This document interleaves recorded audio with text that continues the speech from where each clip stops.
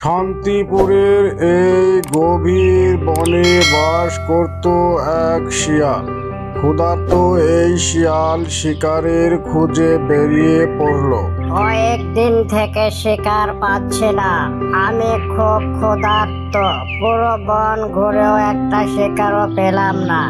ওই যে দূরে নদী, যাই একটু ওই নদীতে পানি খায়। একটু পানি খেলে ক্ষুধাটা হালকা হবে।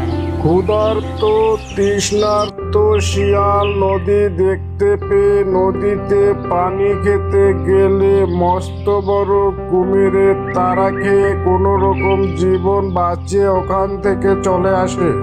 ওরে বাবা, আর একটু হলে কুমিরের পেটে চলে যেতাম। বেঁচে থাকলে অনেক পানি খেতে পারবো। এই বনে আর বেশি দিন থাকা যাবে না। এই বনে তেমন শিকারও পাচ্ছে না। কয়েকদিন থেকে না খেয়ে আছি। আজই আমাকে এই বন ছেড়ে অন্য কোনো বনে যেতে হবে। এই শান্তিপুর বনে তেমন কোনো শিকার না পাওয়ায় শিয়াল এই বন ছেড়ে অন্য বনে যাওয়ার জন্য রওনা দেয়। এই বনে এসে ঝড় বৃষ্টি শুরু হয়ে গেল। কপালটাই খারাপ। যাই হোক, ওই যে একটা গুহা দেখা যাচ্ছে, ওই গুহার মধ্যে যাই, আশ্রয় নেই। যদি আবার কোনো খাবার টাবারও মিলে যায়। যেই কথা সেই কাজ। শিয়াল গুহা দেখতে পেয়ে গুহার মধ্যে প্রবেশ করে। এই শিয়াল, তুমি আমার বাসায় প্রবেশ করলে কেন? তুমি এক্ষুনি বেরিয়ে যাও। এটা আমার বাসা, এখানে আমি থাকি। ছাগল বোন, বাইরে প্রচুর ঝড় বৃষ্টি হচ্ছে, তাই আমি এই গুহায় প্রবেশ করেছি। ঝড় বৃষ্টি থেমে গেলে আমি বের হয়ে যাব বোন। আমাকে একটু তুমি থাকতে দাও ছাগল বোন। শিয়াল, ঝড় বৃষ্টি থেমে গেছে, এখন তুমি বেরিয়ে যাও। আমার বাচ্চা, আমি এখন একটু বাইরে গিয়ে ঘাস খেয়ে আসি, তুমি থাকো।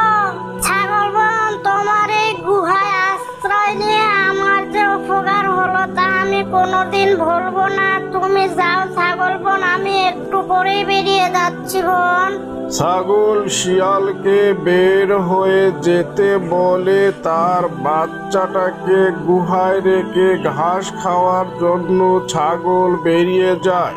ছাগলের ঘাস খাওয়া হয়ে গেলে ছাগল বাসায় ফিরে এসে দেখে তার বাচ্চাটাকে অর্ধেক খেয়ে ফেলেছে শিয়াল। ওরে আল্লাহ, এই দুষ্ট শিয়াল আমার বাচ্চাটাকে অর্ধেক খেয়ে চলে গেছে। দুষ্ট শিয়াল। সেই দিন ওই ছাগলের বাচ্চাটা খেয়েছিলাম, কলিজাটা যে কি স্বাদ ছিল তা বলে বোঝাতে পারবো না। ওই যে দূরে একটা গুহা দেখা যাচ্ছে, ওখানে দুটো হরিণ দেখা যাচ্ছে। যাই, ওটাকে ধরে খেতে হবে।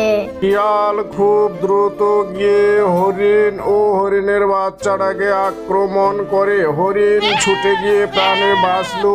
হরিণের বাচ্চাটা প্রাণে বাঁচতে পারে না। ওই দুষ্ট শিয়ালের হাতে তার মৃত্যু হয়। কি রে হরিণ বোন, ওভাবে হাঁপাতে হাঁপাতে ছুটে আসলে কেন? কি হয়েছে তোমার, আমাকে বলো।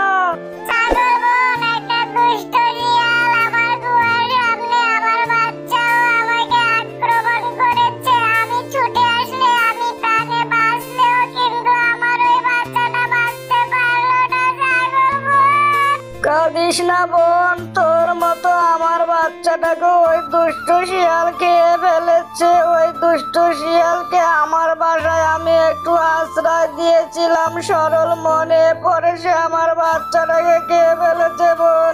চিন্তা করিস না বোন, আজকে আমরা ওই ঈগল পঙ্কিরাজের কাছে যাব, গিয়ে সব খুলে বলবো, সে একটা ব্যবস্থা করবে।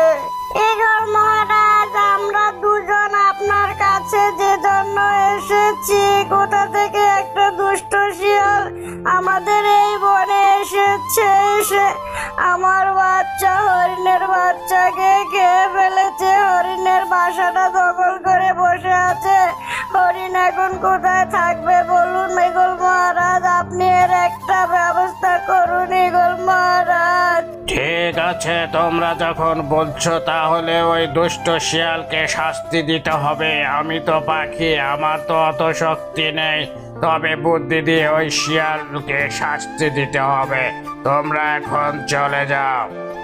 এই বলে পঙ্খিরাজ ঈগল শিয়ালকে শাস্তি দেওয়ার জন্য হরিণের গুহার দিকে এগিয়ে যায়।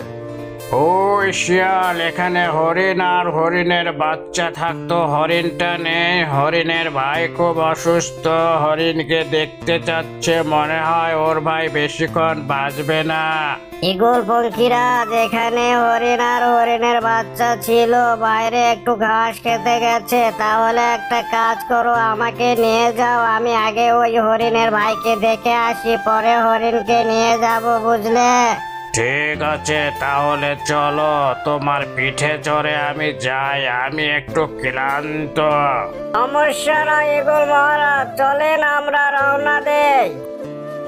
ঈগল পঙ্খিরাজ চালাকি করে দুষ্ট শিয়ালকে হরিণের গুহা থেকে বের করে নিয়ে চলে যায়।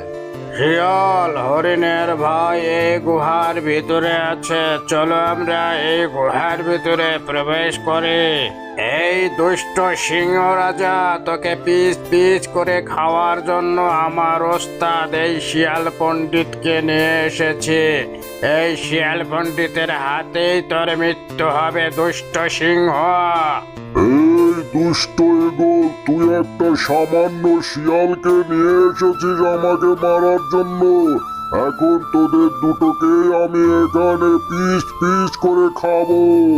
আমাকে মেরো না সিংহ মহারাজ, আমাকে মেরো না। দুষ্ট ঈগল, তোর ওস্তাদ শিয়াল পণ্ডিতকে নিয়ে এসেছিস। পণ্ডিত এখন আমার পেটে যাবি, ওকে আমি মজা করে খাবো।